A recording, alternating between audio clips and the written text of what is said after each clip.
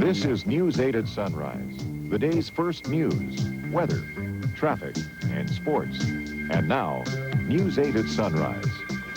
Good morning. It's Wednesday, September 16th. I'm Teresa Richardson. And I'm Nancy Francis. More than 16,000 state workers went on strike at 1 minute after midnight this morning. 20 Oregon school districts did not get operating levies passed last night. There will be cuts. Portland schools now have rules to deal with AIDS patients. They will not be identified. And in the forecast for this Wednesday, partly sunny skies after morning clouds and a high of about 70 degrees. And in sports, NFL players have a new proposal for the owners. And back to our top news story this morning. More than 16,000 Oregon State employees are on strike this morning. Casey Cowan is in Salem joining us with a live report. Good morning, Casey. What can you tell us? Well, good morning. Well, at this point, it's hard to say exactly how many employees will not show up for work today, and it's hard to say how many will be on the picket lines throughout the day. But 75 workers were picketing at the state hospital and just about that same amount at the correctional institution after midnight. The Oregon State Hospital was one of the first places state workers struck when the midnight deadline passed. Pickets went up, leaving management to handle the patients. The goal of the union is to shut down the hospital, to convince the state and Governor Goldschmidt that with 16,000 workers on strike around the state, the government isn't going to be able to get much done. The knowledge that there would be a strike came much earlier than anyone anticipated. Talks broke off late Tuesday afternoon, hours before the midnight deadline. The Oregon Public Employees Union says the state just isn't bargaining fairly, not only on the issues of raises, but non-economic issues as well. We still have major workload problems in the state. We're trying to address those so that the public can be adequately served by employees who provide services in state agencies. The state will not propose anything other than very watered-down meet and confer language. So we have a number of major non-economic issues that we can't get any resolution on. As for the state, it feels it negotiated in good faith, but just had nothing left to offer. They want a lot more money than we have available. I don't know how to characterize it because I wasn't in those sessions that involved the two chief negotiators and the mediator. They say, apparently, that we're not offering as much as they think they deserve. We just don't have any more money to offer. Governor Goldschmidt, who has purposely kept away from the negotiations, issued a statement that OPEU's demands are millions of dollars above the state's reasonable offer. And also among the first state workers to walk off the job and onto the picket lines were those at Dammisch State Hospital. Don Reese was there 1 minute after midnight. Cheers and chants now replace the quiet talk of negotiation. Here, Dammisch Hospital workers are joined by dozens of other union members from across the state.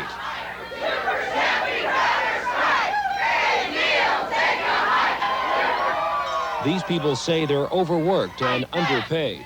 They want more money and more benefits. We want our rights, and they're not willing to give it to us. I often have to teach my clients that they need to stick up for themselves sometimes when things aren't right for them, and I feel I am setting an example. It's a strategic strike. Workers will picket different agencies every 3 days.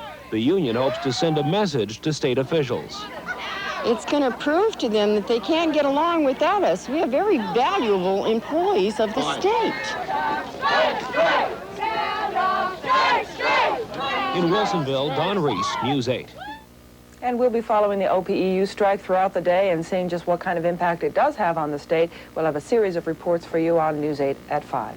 Casey, what has management done to prepare for the strike to keep the offices open? They've had a series of meetings and they've had their strike plans in place for some time. We'll just have to see today whether that is going into effect well or not. Casey, thank you for joining us this morning. Casey Cowan reporting live from Salem this morning on the OPEU strike. This is News 8 at 5, where news and information come first. Reported by Pete Schulberg, Tracy Berry, meteorologist Jim Little with up-to-the-minute forecast, and Scott Lynn with the latest in sports. And now, News 8 at 5. Good evening. Tracy Berry is on assignment. For the first time in Oregon's history, state employees are on strike. When the midnight deadline passed, there was still no contract for the 16,500-member union, Oregon Public Employees. Casey Cowan is live at the state hospital, one place affected by the walkout. Casey, has the state negotiator been able to convince both sides to come back to the bargaining table? Yes, Pete, we just heard this afternoon from state negotiator John Vail. He called to tell me that he was able to convince both the state and the union to agree to go back to the bargaining table. That will happen Friday morning at 10 o'clock. But that, of course, doesn't mean that the end of the strike is at hand, because both the union and the state have very strict agendas on what they want in a contract. The State Revenue Office was targeted by OPEU members for an early morning picket. They want other state employees and anyone passing by to know that they think the state's offer of a 3% wage increase isn't enough. Although there are other issues on the table, such as workload, seniority during layoffs, and health insurance, for these employees, it comes down to their paychecks. We're living from paycheck to paycheck, and if they take any more deductions out, I can't afford it. And I'd like a pay raise, too. Seems like everybody else gets one, but the workers that do all the work. When negotiations broke down Tuesday afternoon, it was chiefly because the state refused to budge from its offer of 3% pay increases, and the union refused to come down from its request for 4.5% increases. State Executive Director Fred Miller pointed out that 6 other unions have already negotiated contracts with the state, and none was above 3%. Our economy is recovering. We're certainly not recovered. We're working hard at that. In our case, we just cannot come up with the kind of money to support that salary increase that's appreciably above what other people consider to be a fair and a reasonable settlement. And Governor Goldschmidt said he couldn't justify giving the state employees more money when so many other Oregonians have had to take rollbacks. The taxpayers pay my salary. They pay everybody in the state government. There are 1,200,000 of them out there going to work every day, and we're collecting their taxes, and it's our responsibility to figure out how to spend the money. The news conference was interrupted by striking workers who filled the governor's outer office, chanting slogans. Goldschmidt did not acknowledge the protesters as he left the room. But the governor does acknowledge that the strike will undoubtedly disrupt state business, and there will be some inconvenience to the public. Now, there was probably some of that occurring today as hundreds of workers did not go on the job. But it wasn't a massive walkout by all 16,000 state employees. We have some statistics that were released by the executive department, a survey they did. The 2 areas hardest hit were the state hospitals targeted by the union. Damaged hospitals had 92% of their strikeable employees walk out. The state mental hospital had 68% walk out. Another area of government targeted was the Department of Revenue. 37% didn't show up there. Next highest was the Corrections Division. 30% didn't show up. And the Department of General Services had 27% of its strikeable employees absent. Some departments with high attendance included the Employment Division, with only 9% missing, and the Treasury Department with its absentee rate of 3%. Now, the union says that it thinks this list of attendance rates from the executive department is, well, suspect. And they also say that the numbers game is not the way to really judge the merit of the strike and the effectiveness of it. What is the way to judge the strike? Well, they do have quite a sophisticated strike strategy, and Walden Kirsch has been looking into that. Deal! Let's be real! We can't afford your lousy deal! Strikers began the day with a high decibel demonstration on the interstate bridge. Before the workday had even begun, tens of thousands of commuters found they were heading for Oregon strike territory, and a state labor force seemingly proud to be out. Long faces, droopy faces. No, we're going to win this. I have nothing to lose and all to gain. But appearances there on the bridge were deceptive. Within the city of Portland, there were no union-sponsored walkouts. OPEU members were told by their leadership to report for work as usual. State-hired security guards patrolled some offices, but again, in the state's biggest city, no pickets, no signs, no work stoppage. We feel that this is the best way to hurt our own members less financially, to better try to serve the clients of the state of Oregon, and frankly, to cause management more problems. And there were scattered problems. 3 local Adult and Family Services Division offices were closed by state officials in anticipation of the strike. Union workers were shuffled around. The result was some confusion and annoyance. It's just, I'm a single parent, and it's real tough. Oh, it's chaotic. They have people doing jobs that they don't know how to do. They've got caseworkers doing reception work. They've got Southeast clericals on the other side. Nobody really knows what they're supposed to be doing. They chose to do But that. management people downplayed this. Well, we feel like it isn't business as usual, because it isn't, but we definitely are still in business. The fully staffed Department of Motor Vehicles saw one of its quietest mornings in a while. Apparently, fear of the union walkout that did not happen kept customers away in droves. Here, as elsewhere, the union strategy is to cost its members as little salary money as possible while maximizing hassle for state officials. We're going to be hurting them. How? They are not knowing what we're doing. They cannot plan ahead. Everybody will have a turn at striking for a while. If nothing's done, we may be compelled to call a general strike. Along the Oregon coast, meanwhile, there were scattered walkouts. The coast was the single region of the state that the union did target for first-day picketing. And in Eugene, coffee breaks were transformed into strike breaks as union members reported for work as usual, but hoisted signs on their own time. By day's end, union bosses were talking of additional walkouts by the end of the week. At the end of day one, though, the biggest picket line in the Oregon strike didn't even happen in Oregon. I'm Walden Kirsch, News 8. Meanwhile, management has had to roll up its sleeves and go to work where the employees have walked out. Now, at Damish Hospital, which was one of the first ones struck, Don Reese reports that the patients there are just getting the basics. The night shift ended early and loudly at Damish State Hospital. In the midnight darkness, members of the state's largest public employees union joined in a show of solidarity.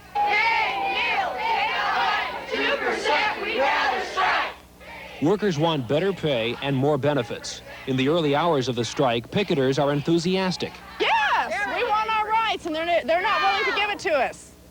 12 hours after the strike began, the crowd is smaller and mostly silent. Chanting begins only when television cameras begin taking pictures. Take a hike, 2%, we'd rather strike. Hey, Neil! 2%. Enthusiasm is replaced by determination. Settled. We're not going to give up. Are we going to give up, guys? No! By leaving behind hundreds of hospital patients, these workers are trying to force the state to give in. But the state is fighting back with a small army of new workers. Workers like Art Kyle. He handles public relations for the state health division. Now he's scrubbing pots and pans. Well, it's kind of fun. I don't know I'd want to do it all the time, but it's kind of fun for today. State is keeping the hospital open. It cannot provide special services like group therapy and counseling. Some patients are worried. There's an awareness, a level of uncertainty and questions about, their basic needs. Are they going to be discharged? Are they going to get fed? Who are these people that are here? And we've been able to answer them, I think, in a reassuring manner. Picketing ends here late this week, and workers will return to their jobs. But officials predict until the strike is over, it won't be business as usual at Damish Hospital. In Wilsonville, Don Reese, News 8. And once again, Pete, the state and the union are going back to the bargaining table Friday at 10 o'clock. Casey, any word yet on whether the state will hire replacement workers? Well, we asked Neil Goldschmidt that today, and he said not at this time. He has no plans to do that. If the strike were to go on for a very long time, he probably would have to consider that, especially for places like Damish and the state hospital. Now, as you mentioned, as Walden Kirsch mentioned, since this strike is targeting different offices on different days and not everybody is out on strike, could a worker who walks the picket line one day be barred from going to work the next? We also asked Neil about that, and he said he has not considered that yet. That's something they're still talking about. No decision yet. All right, Casey Cowan, thanks very much for that report. Negotiations will resume on Friday.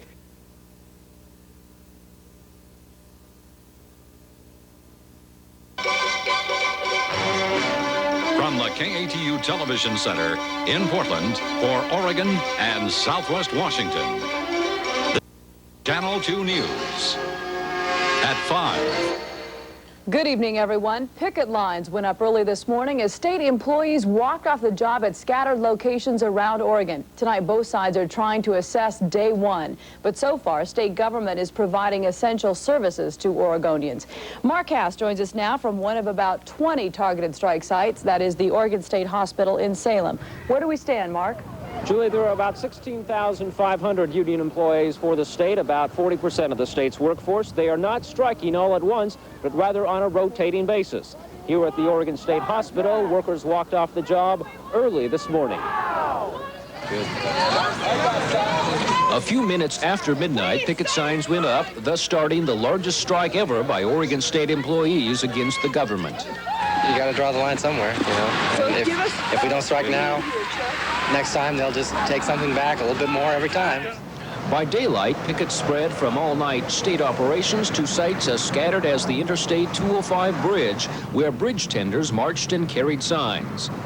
But not all state agencies are being struck, nor are all union members off the job. In fact, the majority reported to work today. It is a tactical strike with scattered absences at selected offices. This forces state managers to plan for a full strike, yet gives employees the opportunity to work and earn money, and thus sustains a strike for a longer period. We believe with the strategy that we have developed, we can stay out as long as it takes to get a decent contract. That attitude unleashed strong criticism from Governor Neil Goldschmidt. With union members chanting slogans outside his office today, the governor tried to put himself in the same corner as taxpayers, insisting the union is asking for too much. Now, I spend a fair amount of time traveling around the state. And whether you call them taxpayers or voters or citizens, their perception is they aren't well. And their concern sometimes, I think, is that the governor and his colleagues in Salem live in a cocoon, reading their local newspaper, talking to each other, and basically spending the public's money. But not all workers see it that way. Michelle Yolrick qualifies for public assistance on her $890 a month state salary. The state hasn't been paying me enough to support my family. I'm still on food stamps. I work for the welfare department, and what they're offering me is $17 more a month, minus $15 medical. They want me to start paying. It's not enough to support my family. At this point, no new bargaining talks are scheduled. However, the mediator has asked both sides to consider going back to the bargaining table on Friday. Okay, Mark, it's wait and see right now. Thank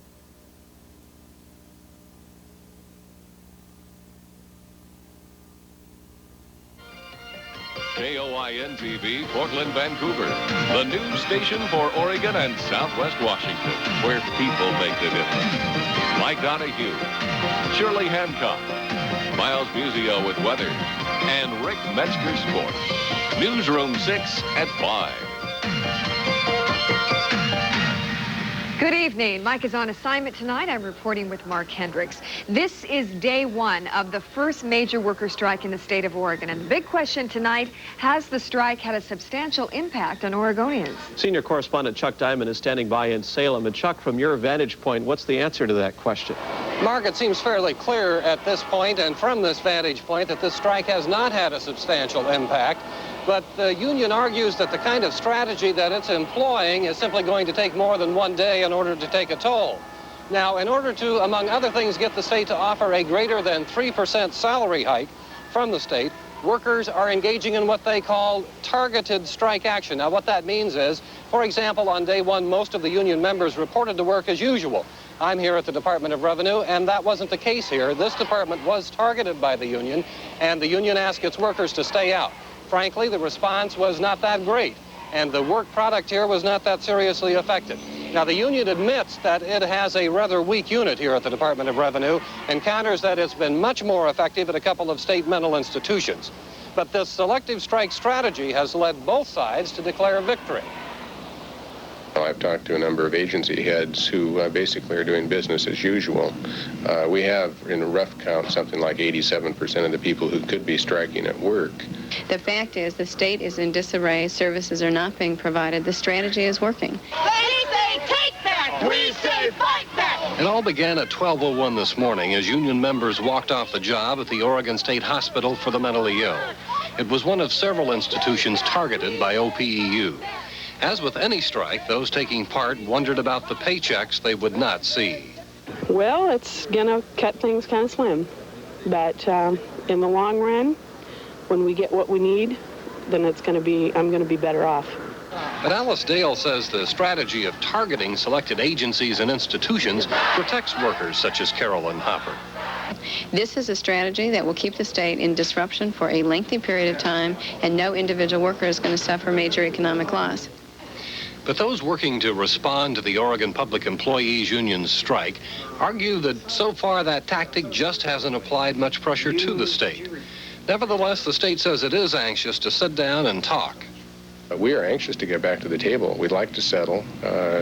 We've certainly settled with practically, or moved along with all the other unions we're dealing with. So we are making progress generally. It's just in this particular case, we'd like to get there. And Alice Dale says the state has not indicated it is ready to do anything but offer what the union has already rejected. We are not interested, after 7 months of bargaining, to go back to the table if the state is not willing to enter into some serious negotiations with us.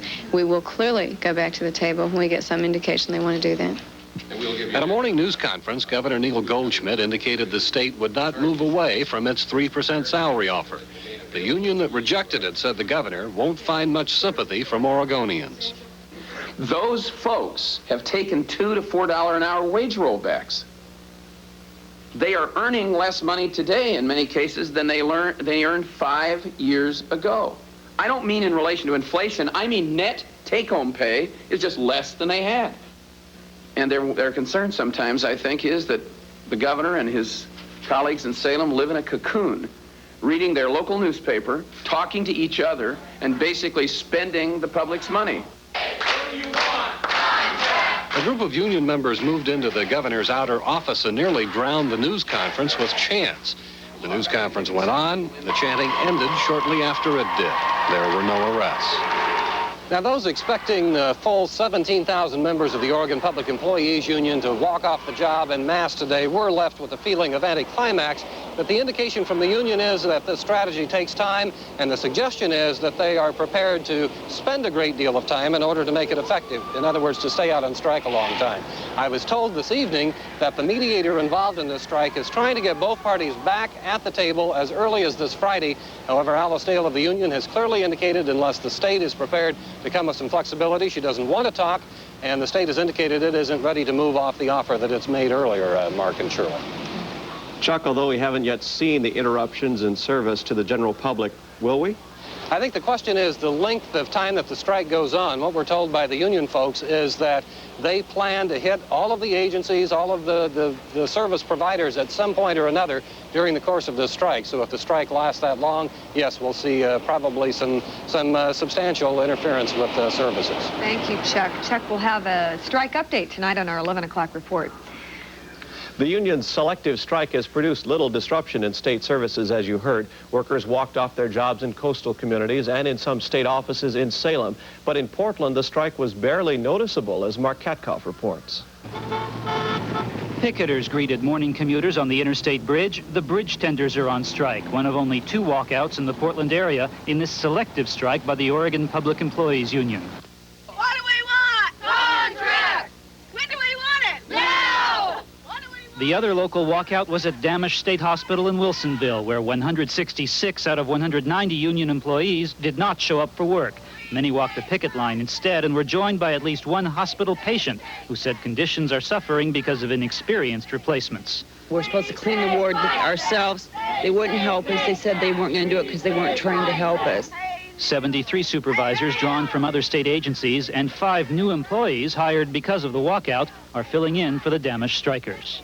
We're going to be able to provide, I think, a reasonable care in a humane environment, but we aren't going to be able to provide the specialized treatment services that we normally do. At least one state agency isn't waiting for its employees to strike. The Adult and Family Services Division is reacting as if its workers have already walked off the job. In Portland, supervisors kept 3 AFS offices closed, even though employees showed up for work. Signs directed staff and AFS clients to other branch offices where emergency services were still available, but routine appointments were canceled, all as part of the state's strike plan. We don't know what's going to happen. We know what's happening today, but I can't tell you what'll happen tomorrow. And so we have a plan that will work regardless of what happens, day in and day out. Even though many employees had been moved to offices not their own, managers said they were kept busy. Employees said otherwise. What they're doing, they're sitting around reading books. They won't let them do anything. It's a tax. I mean, it's a waste of money. At Portland Strike headquarters, lists of state agencies are on the walls, agencies that may or may not be struck in the next few days. A union committee in Salem decides each night where the union will walk out next. We are doing a selective strike, and we want to confuse management all we can. The state hired armed guards for at least one local AFS office. Supervisors said it was to keep things calm in this first ever strike by the OPEU. Mark Katkoff reporting for Newsroom 6.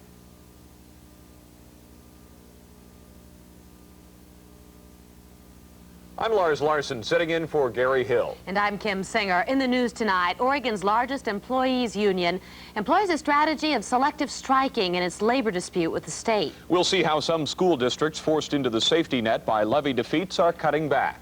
Supreme Court nominee Robert Bork's role in Watergate's Saturday Night Massacre is replayed at his confirmation hearing. And some new Americans take the oath of citizenship as a part of a constitutional celebration. The 10 o'clock news is next.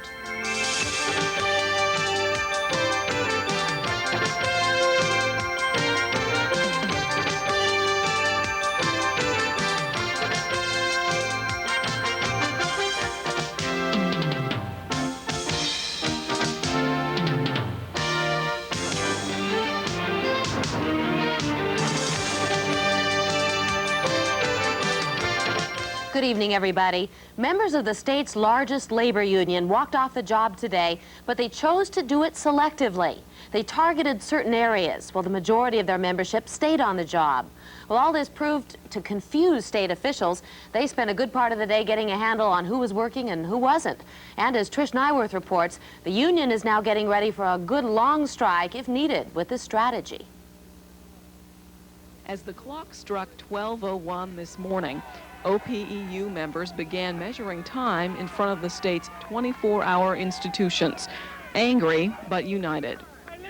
It became clear later this morning that the union's force would show only at specific locations. This is not a general walkout where all 16,500 union employees are off the job at the same time.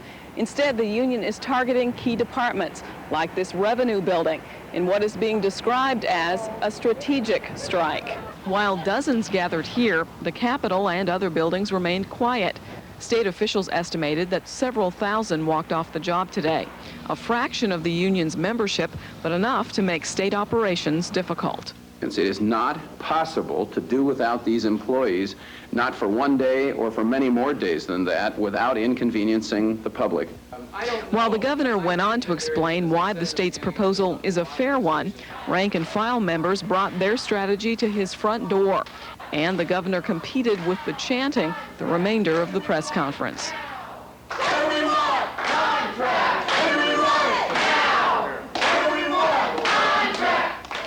Those on the picket lines directed much of their anger at the governor as well. He really solicited our support, and we really thought that he was going to do something to help us. And we took a freeze back whenever they asked us to. And so I'm disappointed in yes. I voted for Neil Goldschmidt because I thought he could get the job done, and he hasn't kept up with any of his campaign promises at all. He has backstabbed OPEU and its members, and I think it's a real shame. There's a lot of us, there's a lot of the lower paid jobs here, and when they're saying 3% or 2%, that's not anything at all. It's the higher up you get, the bigger the raise you get, and it's not fair. Both union members and the state will have a chance to see if they can bridge the gap between what they both consider fair. A new session of talks has been scheduled for Friday morning at 10. In Salem, Trish Nyworth, the 10 o'clock news. The strike seems to be having little impact on state services so far. Most of the agencies commonly used by the public were not targeted by the union, so they remained open. The biggest impact seemed to be at the two state mental hospitals, where the staff stayed away in droves. Florence Jonick reports. The Oregon Public Employees Union chose only a handful of state agencies to target on day one of its strike. The sites include the two state mental hospitals, Hillcrest and McLaren Reform Schools, the Oregon State Correctional Institution, the Departments of Revenue and General Services, and all state offices along the Oregon coast. This way we can have an impact.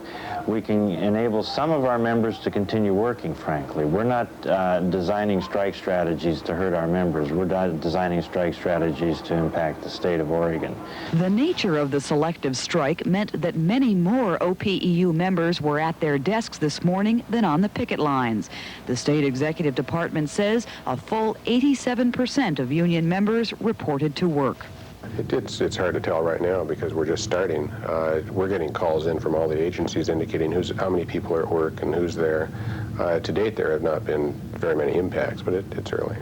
Hardest hit by the strike were the 2 state mental hospitals, where scores of therapists, psychiatric aides, and food service workers were off the job.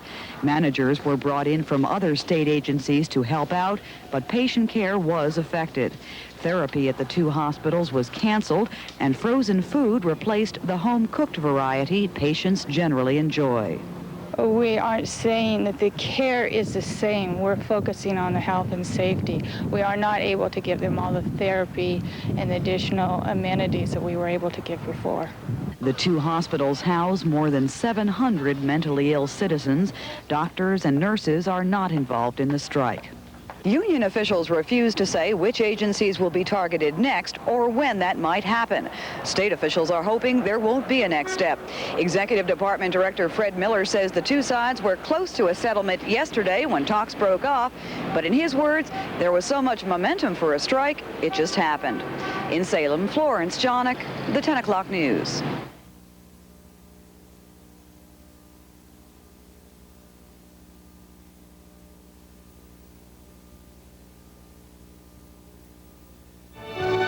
This is News 8 at 5, where news and information come first. Reported by Pete Schulberg, Tracy Berry, meteorologist Jim Little with up-to-the-minute forecast, and Scott Lynn with the latest in sports. And now, News 8 at 5. Well, this is day number 2 of the strike by Oregon's largest state employees union. Contract talks are in recess until tomorrow. Not all of the union's 16,500 members are on strike at the same time. That tactic causes conflicting reports from the state and from the union about how many workers are actually off their jobs. Steve Knight joins us live now from union headquarters in Portland to try to clear up that story. Steve? Pete and Tracy, not only are the 2 sides in disagreement over a new contract, they're in disagreement about just how big this strike is. The state says that just 13% of the 16,000 union members are on strike. The union disputes that low figure but cannot offer any figures of its own about just how big the strike is. It seems clear the strike, though, is being felt most at Damisch and Oregon State hospitals. The state says that at Damisch, 90% of the union workers there are on strike, 73% on strike at Oregon State Hospital. This, the second day of the strike, is clearly a day to assess day 1 of the strike and for each side to reaffirm their bargaining position. What do we want? Contract! When do we want it? Yesterday! The picketers were in fine voice. It was a lovely day for a strike. The state mailroom. Normally, 750,000 pounds of mail pass through every month. On day 2 of the strike, the mail was slow. Probably hold us back a good 2 days. Normally, if we get something in the morning in Salem, we can deliver it by the afternoon. And now it could be 2 more days before it will reach there. Negotiators for the state and its workers resume contract talks tomorrow. Only certain state agencies are walkout targets. Trying to anticipate which ones has caused the state to close some offices which were not struck. The strikers say their tactic is working. But Governor Neil Goldschmidt warns that the so-called rolling strike won't be allowed to continue. The question is, can they roll through an agency once, have us replace the staff, bring their people back, displace our substitutes, then go out again? And that issue, I think, will draw our attention. Well, that sounds like that would be a lockout, and there is no provision in Oregon State public sector collective bargaining law for locking out public employees. The workers demand a 4.5% pay raise effective last July and again in July '88. The state offers a 3% raise effective in January '88 and again in January '89. The state refuses to increase its wage offer. But there are lots of packages and lots of language issues, and I think there's a settlement, as I've said yesterday, that I think the union members would be very happy to have. Well, I would say that wages aren't the only issue. That there are lots of important issues to this union that remain on the table, and that wages is only one of them. It remains to be seen what they really give us at the bargaining table. There certainly is a lot of room for improvement in our contract and in their offers at the bargaining table. There is no settlement yet to be seen from the strikers or from the state. So far, the first strike in the history of Oregon's biggest state employee union has not turned nasty. Tempers have flared on occasion, though, but so far we haven't seen the anger you sometimes see in strikes like this. There are serious questions of strength, though, to be asked of both sides. First of all, how long can the individual employees afford to stay out on strike? How long can the state afford to sustain services without the services of those workers on the job? And just how long can Governor Goldschmidt survive this strike without suffering irreparable political damage from the people in organized labor who helped get him elected? Those questions are being pondered by both sides as negotiations resume tomorrow. Steve, any indication down there at strike headquarters on how long this strike could last? Well, for their part, the strikers are saying it'll last as long as it takes to get the package they want from the state. The state isn't quite so adamant. They're saying they hope they get it settled really, really soon, but really nobody at this point is guessing how long it might last. We might know more after tomorrow's negotiating session. All right. Thank you, Steve, for the latest on the state employees strike tonight.